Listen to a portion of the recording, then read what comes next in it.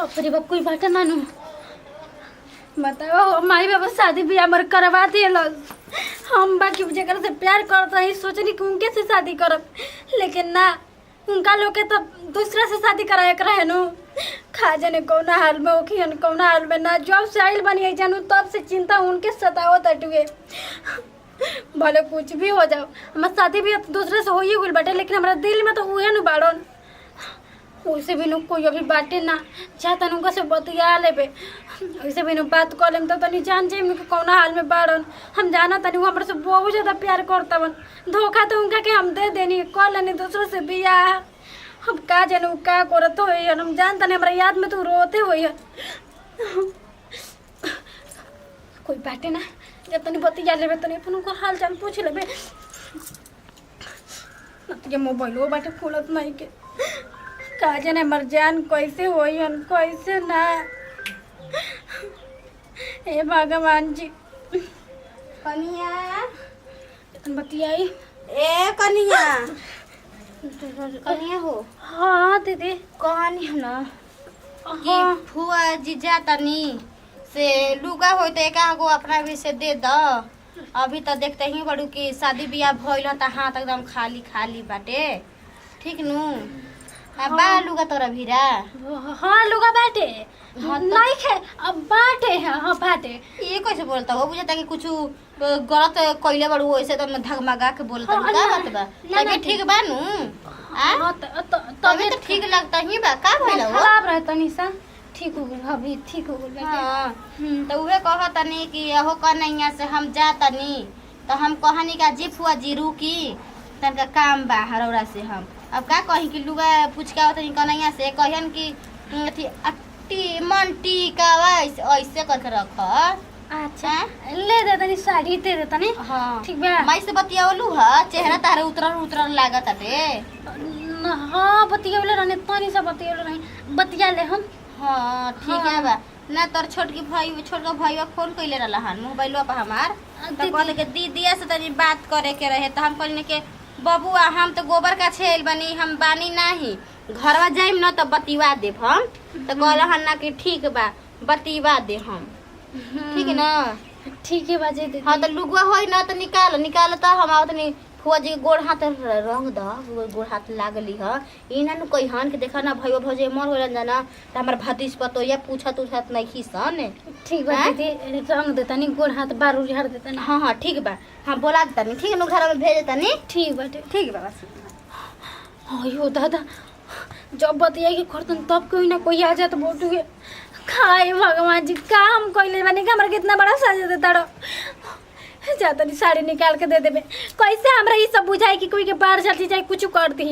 हम तो एगो अलग टेंशन में बानी अपना जान के और यार अभी ना बतिए नहीं तो काटे कुछ देर बाद फिर उनका से बतियाइए ले हम अगर जब से ना बतिए तब से हमार शांति तनी चली मरचा का पकौड़ा मरद के मन करता है खाए के कहीं ना कि ढेर मरचा मत खाइल करी जे पेट में आग फेंक देवेला वैसे भी नया नहर आई बिया कई सन के का दीदी जी बनावते रही ना ई ना के कबो अच्छा खाना बना दे तब मरद के हमरा जब देखो तब कुछ तीते खाए के मन करी ऐसा लगे कि लड़का होके के मन करे पेट में चटक मटक चीज मन करला खाए के उनके कहीं ना जी कि जौने मिले तौने खा ले जाला ई ना कि छाव भाव लगावे के चाहिए हाँ तो जौन माई खेलेबे तौने ना खइहन उ हो हाथ भाई लगी हमर लड़का बेला आइल ना बताओ इतना दोपहरिया हो गल बा लड़का छटपटात हो ऐसा कहे ना मर्द के स्कूल से जाकर हमारे बबुअन के ले चल जी लेकिन ई मर्द कहाँ लड़कन के खिलावे का आज हाले न जलन हाँ हेलो का दीदी कहाँ है छोट को बड़ा छमा छमा के करा से बतियावत रहलू हा कोई से ना बतिया उतरनी है हाँ अब बड़ी जल्दी हम जाते रहलू ई ना का देखलू का किचन घर हा नहीं देखनी है जनता नहीं रोड से कुछ कहे नहीं है करिए ना दीदी कि हमार मन अब हम खाना बना सकते हैं ना हमरा के चूल्हा चौकी छुआ दीजिए तो कहे के चाहत रहला ना ई सुबेरे नहा धोआ के पूजा करके चूल के अब बढ़िया बढ़िया खाना बना के खिया दिले रह तू काल छुआ देंगे काल ना तो वैसे दिक्कत नहीं खे घर आई के ना आदमी बा पहले जमाने में चूल ना आदमी छुअत रहन जब सुबेरे उठ के सही जाके गोड़ ला के चूल के आ जाके खाना आदमी कुछ बना के खियावेला रहन अब के नया बिटिया टिटिया आवते सन तो कहते सन पूजा करेली सन फिर खीर बने से पूरी बने से ना पहले तो जौने सूखले पागल रोटी मिलत रही बना के खिया देत रही सन ठीक है ना बा चिंता का करे बड़ू है छोड़ को देखो तार भैया जी के पकौड़ा मन करता मिर्ची के खाए के अब सिंदूर मिंदूर ला के नहले बाऊ सुबेरे के हां नहीं लेबा नहीं ठीक है बता तो और ही बढ़िया बाटे लेके आओ तनी पूजा उजा कर के चुल के अब बढ़िया से पकौड़ा उकड़ा बना के अब भैया जी के खिया दियो तो तनी आ सब के घर में बैली बा फूज या जाए वाले बड़ी तारा रात के खा लियो ना चल जी हां ठीक नो एक के बैठा रहिए लेके आओ तनी तब तक मिर्चाई काटो बाप रे बाप ई लोग अलगे झंझट पर रहत है हमारे ऐसे जान के हाल चाल पूछले बिना मर जान निकलत टुए ई लोग अलगे तमाशा लोगत टुए का कोई तो चारों तरफ घर में देख ले देन क्यों ना क्यों आ जात बाटे कहीं जमाना बोलल बतियावे के ना तो हम बिना बतियले तो रहबे ना करो ज्यादा नहीं चुनरिया लेके अपो हरिया चल जाए बगो जा बतिया उतिया के मन हमर एकदम शांति हो जाए न तब आई उसी भी को देखो थोड़ी नहीं खे वैसे भी घर में न हमर बतिया बहुत मुश्किल हो गया बहुत ज्यादा मुश्किल हो गया चले ना चुनरिया बन ले लगा और के चले कभी फोनवा कर लिए जाता हेलो अब बोल ना रे कहां ली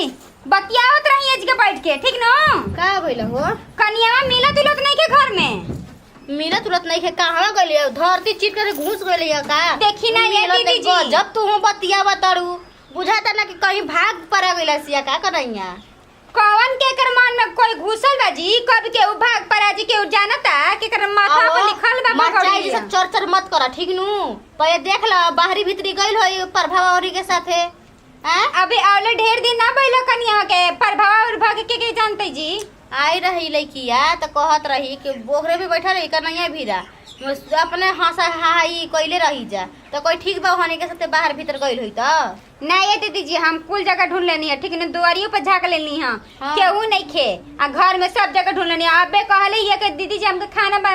छुआ दी हम खाना बनाए हाँ। वो गईनी है जैसे सिंदूर मतलब लावे खातिर टिके खातिर ओसे देखते न जिले ला पाता बिया फिर ओकरा घरे में गनी घर में ना लोकली कहीं निकलो कहतड़ू हो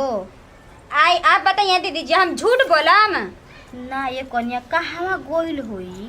अब बताई ना फोन कैला पर फोन नहीं के उठावत बीजी बीजी बतावता बीजी बतावता हां ओ ये दादा अब हम ना जियो में बचिया बताइए देवर कोइला से चलता तो खोज तनी चली ना देख अब निमन जगह पे आईनी अब एजा से बात करम ना कोई देखी ना कोई टोकी ना तो हमरा बतियावे के जगह है ना मिलत रहला अपना जान से शादी बियाह माई बाबू कह दे रह दूसरा से का जाने कैसन वो हालत में होया न हो जाए और चिंता नहीं होता प्यार नहीं कइले नहीं कोनो मजाक थोड़ी ना कइले रही नथिया माई से जो आवत है हेलो हां करे जा कैसन बा ठीक बा न हम ठीक रानी बहुत याद आवत तार हो ना ना कैसन बात कहत हो देखो शादी भी हमर बोले माई बहुत दूसरे से कह देबा पर हमरा दिल में धड़कन में जान में सब कुछ में तू ही बसल बाड़ा हां ना ना जान ऐसा बात बोला शादी हो गई तो गार्ड देखा तू ही बड़ा सब कुछ हम तोरे खातिर सोरो सिंगार क के रहिला हां आज भी हमरा याद बनो कि तारा खातिर तारा से मिले खातिर हम जब बुलाओ तो तब आ जात रही हां हमरा के तो कहाँ न ले जात रहो घुमाए के कैसे भुला सकत नहीं तार प्यार में की हम भुला सकत हाँ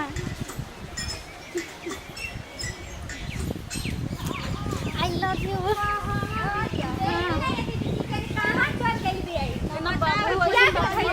बाहरी भीतर जाए के बा देखी आपका पधरिया में चल जाए खेतवा में चल जाए कि हमरे जान में कहीं बसल बड़ा कने एक मदर चार कौन मेरी नहीं बड़ा अनोने को तो बिया नहीं की एकदम चुप के खाते करती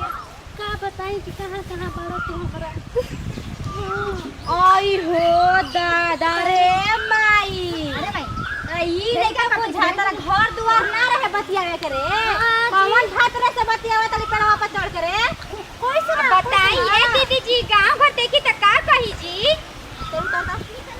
ना त खिस्सा में गिरा दे हमने के बोले लगम जा हम ना उधर उतरम चल बोल कसम सही का ना रे सब मारे लगम जा हम ना मारा मुतार तो तुरंत ना उतरी जी उधर गिरा ना चढ़ जाए ऊपर बाद में चढ़ जाए अरे भाई पेड़ टूटे तो बुद में नीचे चल ना, ना के तर पड़क जाए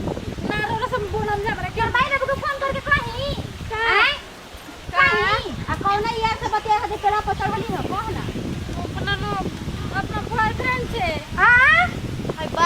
का कहला हो यार से ओकरा के बॉयफ्रेंड कहल जाला इंग्लिश में ठीक न आई हो ए दीदी दादा जबे करे लवर हमार लव तोरा ये करे करे त काहे कि हमरा घर आइली हरे चल उतर त उतरी बोली ना तो हई खींचे त खड़े खींच अपन बना ना ना उतर त खींच उधर तनी रुक जाए उधर तनी करते ना उतर ना ना चल उतर तो पहले मैं कॉल उतर दीदी खिसियाई ना तो तारा के पेड़े पर से काट के उतार दी हम बोला था दी देख रोक मांगा मोबाइल हे लीजिए मोबाइल अब मोबाइल का मत दे पकड़ ले लो चल उतर ना रो सब पहले खत्म कर दे मार दे चल नीचे कूद जाए मम्मी कूद जाए चल उतर चल लगे कहां कोई पे कहां नहीं हैं चल उतर पूरा तनी देख के पूरा गिर के माई घूम मुंह घूमना पड़ हटिया ना पड़े को मत जावे ए दादा हम तो ये डर लगा जगह तो कूद दे पर में कूद खाली अरे कैसे अरे कोड़वा मोटा कोड़वा तुरला से ये दादा हैं उतर बड़े उतर में देखी की कर देली जी ली ना दीदी देखी पाखा का धगड़ी दिया बतावा हो हां भाई छक्का पेड़ पे चढ़ के बतियाते रुक अगर माई के और हम देवतनी की ना चली घरे के रखता चलो